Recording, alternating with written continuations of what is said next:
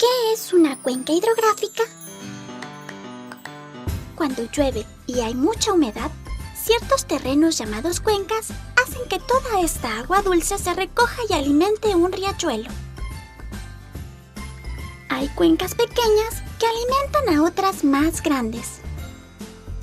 Toda esta agua dulce viaja por los ríos que llegan hasta el mar, y así continúa el ciclo del agua.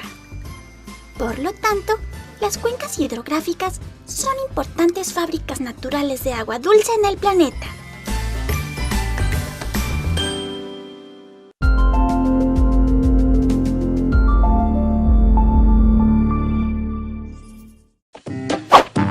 ¿Qué son los ríos?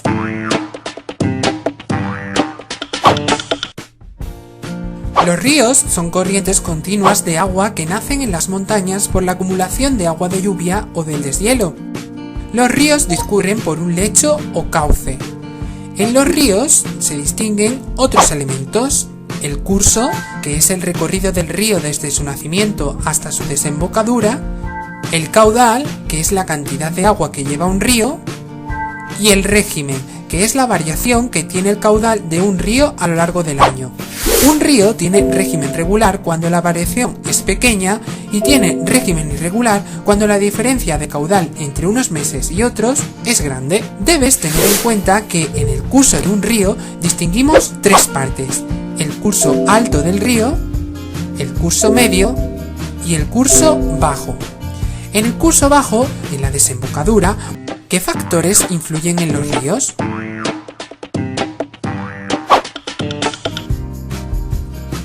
Para comprender por qué unos ríos son largos y otros son cortos, o por qué unos tienen un régimen regular y otros irregular, hay que tener en cuenta las características del relieve y del clima de las zonas por las que discurre.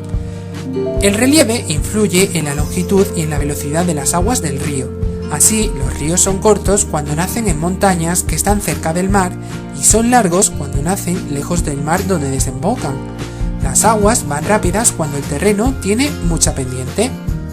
El clima influye en el caudal y en el régimen de los ríos. Los ríos que atraviesan zonas lluviosas son muy caudalosos y tienen régimen regular. Los ríos que discurren solo por zonas con clima mediterráneo tienen régimen irregular. Los lagos. Un lago es una gran área cubierta por agua que está rodeada de tierra por todas partes. La mayoría de los lagos son de agua dulce. Los lagos se forman en áreas de tierras bajas donde la tierra de alrededor es elevada. Por lo tanto, las tierras bajas se llenan de agua y se forma un lago. ¡Fantástico! Cada vez que encendemos una bombita de luz, es porque el agua se transformó en electricidad. ¿Quieres saber cómo? ¡Mira! El mes pasado hablamos de los tipos de energía que existen y de cómo se pueden transformar unos en otros. ¿Recuerdan que les dije que el hombre aprendió a utilizar esta transformación para su provecho? ¿Como cuando descubrió el fuego? Muy bien, Maiko. Pero hoy hablaremos de una forma de energía un poco más nueva, que nos resulta muy familiar a nosotros: la electricidad. La electricidad se puede obtener de muchas fuentes. ¿Alguien tiene algún ejemplo de cómo se genera electricidad? ¿En las represas?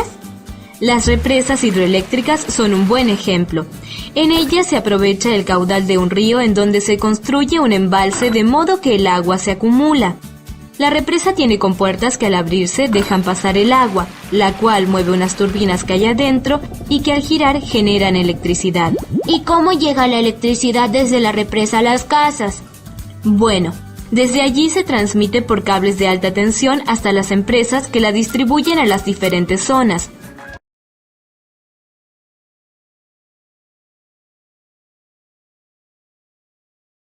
Vivimos un cambio climático que mantiene a Chile en una prolongada sequía desde Valparaíso hacia el norte. Las últimas lluvias han mejorado las condiciones de abastecimiento, pero no olvidemos que el agua es un recurso escaso y lo seguirá siendo en el futuro. En esa línea, resulta fundamental que todos los actores involucrados en este tema trabajen de manera coordinada, partiendo por el consumo humano. Esto implica consolidar información como cuáles son los ríos existentes en las cuencas, la medición de sus caudales, embalses que funcionan, los sistemas de agua potable rural, los derechos de agua otorgados y el nivel de organización de los usuarios.